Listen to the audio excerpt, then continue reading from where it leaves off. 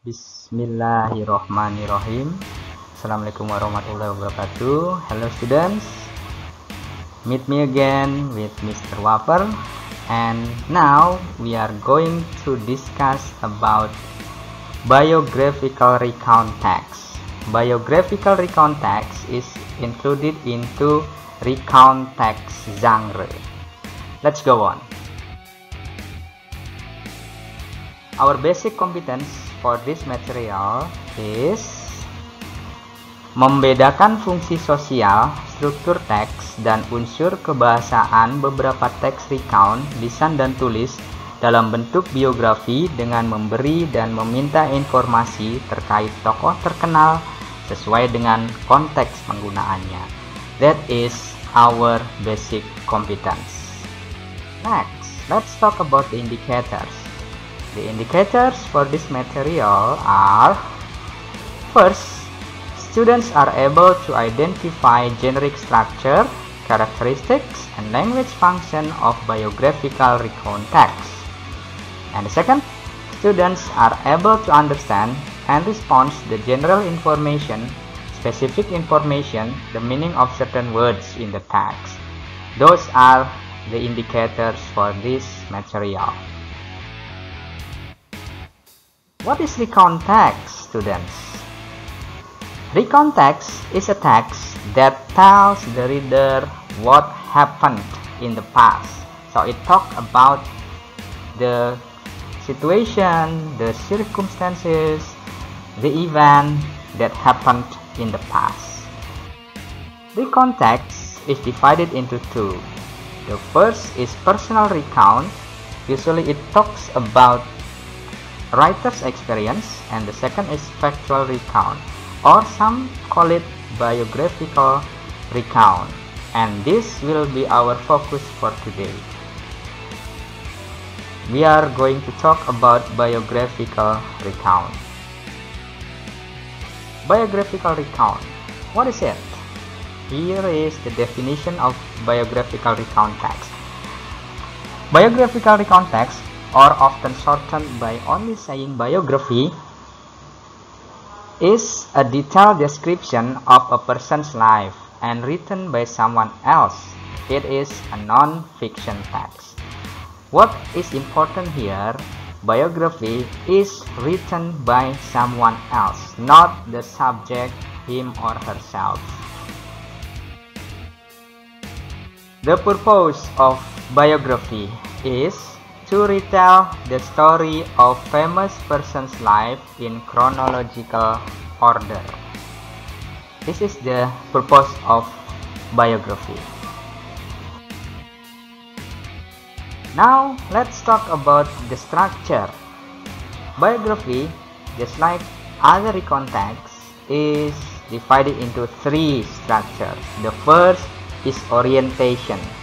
In orientation, the writer will talk about who were involved in the story, when the story happened, and where the story happened. That's in orientation. And next is events. In events, the writer tells what happened in chronological order. Remember, it must be chronological order. And the last is reorientation. And this is optional. Optional means it can exist, you can read it in the text, or it can be omitted, you don't read it in the text. In reorientation, the writer make the conclusion of the experience, or the writer can give personal comments to the story. That's the structure of biography. Now, let's talk about the characteristic of biography. The first characteristic, biography is not written by subject and always written in third person. This is the most important characteristic of biography. The writer will not be the subject, and the subject become the third person. The second, it must be based on research. The third, describes the person's surrounding, where, when, and how the person lived. And the last, use vivid or clear language to narrate the events. Those are the characteristics of biography.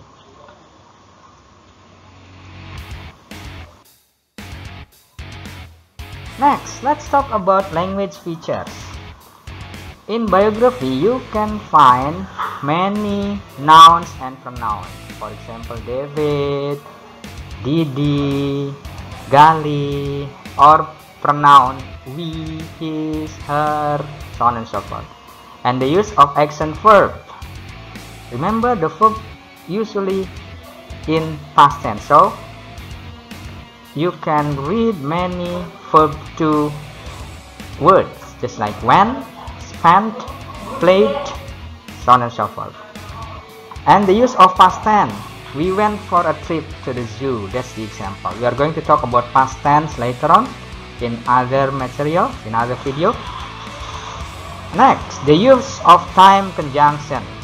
And, but, after, finally, next, so on and so forth. And then the use of adverb and adverbs of phrases. For example, in the house, 2 days ago, slowly, gently, so on and so forth. And you can read many adjectives. For example, beautiful, sunny, so on and so forth. Now let's read the example. I will give you a text. The text is consisting of 2 paragraphs. Let's read the first paragraph. Remember, first paragraph is the orientation, right? In orientation, we talk about who were involved in the story, when and where. Okay? Now let's read the text. Are you ready? Let's read it together. Baharudin Yusuf Habibie was born in Parepare, South Sulawesi, on June 25, 1936. He is the fourth of 8 children in his family. His parents are Alwi Abdul Jalil Habibie and Raden Ajeng Tuti Martini Puswowardoyo. This paragraph will be the orientation. We can read who is the subject. Of course, the subject is Baharudin Yusuf Habibie. And where the subject born, and then when the subject born. Okay, that's orientation part. And next, this is the second paragraph. Second paragraph talk about events. In event, we talk about what happened in the past, and of course in chronological order. Remember, in chronological order. Let's read the paragraph. Are you ready, students? Okay, please read. Habibie married to Hasri Ainun Habibie on May the 12th, 1962. He has 2 sons, Ilham Akbar and Tariq Kemal. Habibie worked as a vice president and director for technology application at German Aeronautics for several years before he was recalled to Indonesia to oversee the country's state-owned high-tech industry. He worked under President Suharto for 20 years. First, he served as the Minister of State for Research and Technology, where he oversaw the attempted development of an Indonesian aircraft industry, and later as a vice president. Habibie, who was Suharto's vice president when Suharto finally stepped down, served as president for just over a year. In 1999, he lost a parliamentary vote of confidence, and he withdrew from presidential race. That's the second paragraph. The second paragraph talk about events, talk about Habibie's life in chronological order. Next, let's do the exercise. I will give you a text. We are going to read all together, and after the text, you are going to answer some questions. Are you ready, students? Let's read the text. Here is the text. Let's read it. Are you ready? Are you ready? Okay. A well-known Spanish footballer who plays for the English club Chelsea and Spain's national team, Francisco Fabregas, is usually called Cesc. He was born on May the 4th, 1987. He actually plays mainly as a winger, but also as a second striker on some occasions. He started as a trainee in his career with Barcelona at the age of 16 and was signed by Premier League's Arsenal in September 2003.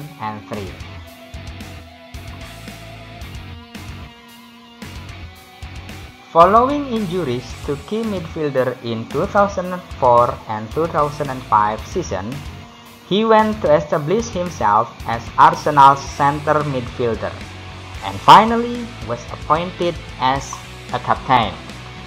He broke several of club's records, earning a reputation as one of the best players in his position. In 2011, Fabregas returned to Barcelona. The Catalan club signed the midfielder for an initial fee of £35 million in variable on August 15, 2011.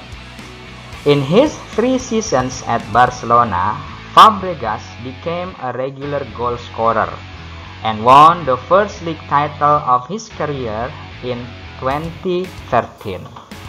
He moved to Chelsea in June 2014 for a fee of $33 million. Now, let's answer some questions. Please try to answer the following question. Here is the question. Besides playing as a winger, Fabregas also played as A. a Spanish footballer, B. an Arsenal player, C. a Chelsea player, D. a second striker, E. a first striker. What is the answer, do you think? Yes, the answer is D. Next question. From the text, we can conclude that A. Arsenal appointed Fabregas as central midfielder in Barcelona. B. Chelsea is the first football club. C. Fabregas started his career as a regular player in Barcelona. D.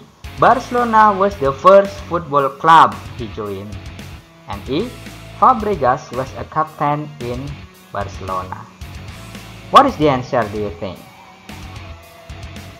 Yes, the answer is D. Okay, students, I think that's all. Thank you for watching. See you again.